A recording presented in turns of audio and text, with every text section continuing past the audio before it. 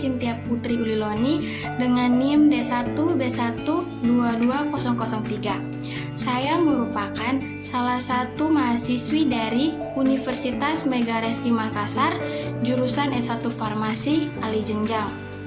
Baik, pada video kali ini saya akan menjelaskan tentang retail farmasi dan juga bisnis farmasi. Retail farmasi adalah kegiatan usaha perseroan di bidang retail farmasi yang meliputi apotik, klinik kesehatan, dan laboratorium diagnostik yang tersebar di seluruh Indonesia.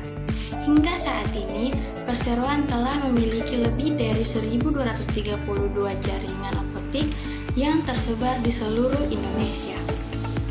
Dalam industri farmasi, retail dapat dikategorikan ke dalam apotik, toko obat, apotek, dan toko obat modern. Sebagai sistem warisan zaman kolonial Belanda, aktivitas retail farmasi dimulai sekitar tahun 1930-an dan konsep apotik dan toko obat kemudian diatur secara tersendiri pada sekitar tahun 1940-an. Konsep baru ini secara inkremental mempengaruhi dinamika industri farmasi dari cara-cara perjalanan yang tradisional atau berbasis pada konsep ada resep, ada uang, maka ada barang, menjadi strategi-strategi kompetitif dan pemasaran yang modern dan berbasis pada konsep manajemen strategi yang komprehensif. Apotik dikenal sebagai tempat di mana suatu layanan terhadap sejumlah besar produk farmasi dijual, baik yang siap pakai maupun yang racikan. Apotik secara ketat diatur dan diawasi berdasarkan undang-undang bidang kesehatan. Toko obat adalah tempat di mana obat bebas dan OTC dijual.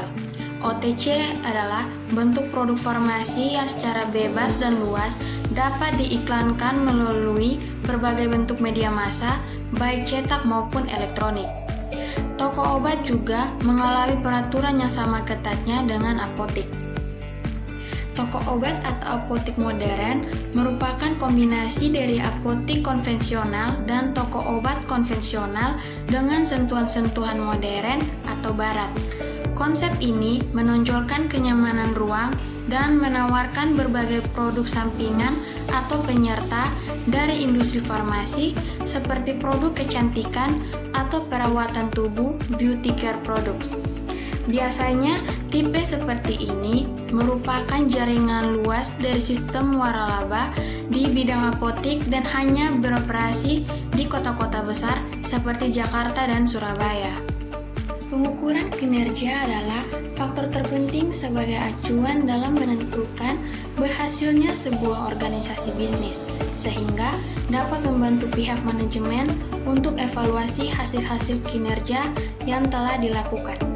Dalam dunia usaha, penilaian kinerja sangat berperan penting karena dengan adanya pengukuran kinerja akan diketahui seberapa baik strategi dan manajemen apotik dalam jangka waktu tertentu, serta mampu melihat kekurangan atau kelemahan yang ada dalam apotik, sehingga bisa diperbaiki di masa. Konsep pemasaran antara lain, industri farmasi memproduksi banyak obat, obat etikal maupun obat bebas, satu kelas terapi, kemudian bermacam nama dagang maupun generik. Obat didistribusikan oleh PBF kepada apotik, rumah sakit maupun toko obat. Menangkap konsumen dalam skala sangat luas.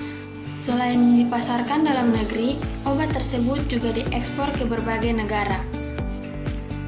Pemasaran farmasi antara lain, spesialis pemasaran di mana pharmaceutical care diaktualisasikan, tidak terbatas hanya pada produk, tetapi memberikan perhatian yang besar pada layanan farmasi yang prima, memberi kepastian atas kebutuhan dan keinginan pasien, bukan hanya sekedar menjual produk untuk meraih keuntungan yang sebesar-besarnya. Produk farmasi adalah obat keras dan OTC. Obat keras, dokter sebagai penentu utama, bahkan penentu tunggal dalam pemilihan obat untuk digunakan pasien. Pemasaran obat etikal sangat berbeda dengan produk komersial biasa, mempunyai implikasi yang luas dan kompleks pada pemasaran farmasi, termasuk strategi, terganting pasar, positioning, maupun implementasi marketing mix. Bisnis farmasi. Kurang lebih 270 juta jiwa penduduk di Indonesia memiliki potensi pasar yang besar untuk peluang bisnis farmasi dan alat kesehatan. Pasar farmasi Indonesia menduduki peringkat teratas di kawasan ASEAN pada 2021. Kebutuhan akan obat-obatan dan alat kesehatan disinyalir makin meningkat, namun tidak diiringi dengan bertambahnya jumlah produsen. Oleh karena itu, peluang bisnis farmasi dan alat kesehatan di Indonesia masih sangat menjanjikan untuk digarap. Apa saja contoh peluang bisnis farmasi dan alat kesehatan yang bisa dilakukan? Yang pertama adalah apotik. Apotik merupakan salah satu peluang bisnis bidang farmasi yang paling sering dikenal.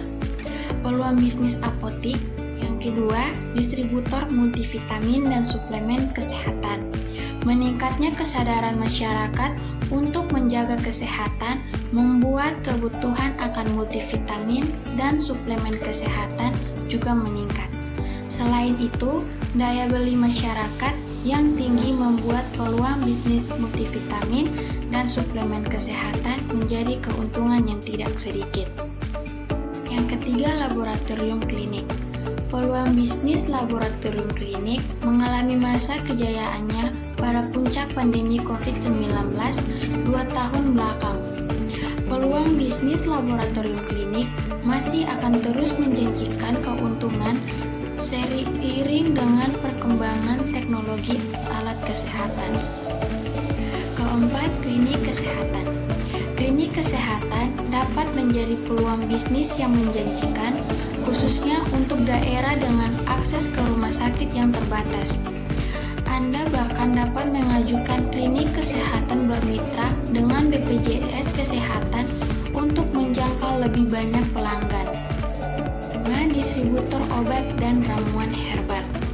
Indonesia adalah rumah bagi ratusan jenis tanaman herbal yang dapat diolah menjadi obat dan ramuan tradisional, penyembuh sakit maupun sebagai suplemen kesehatan.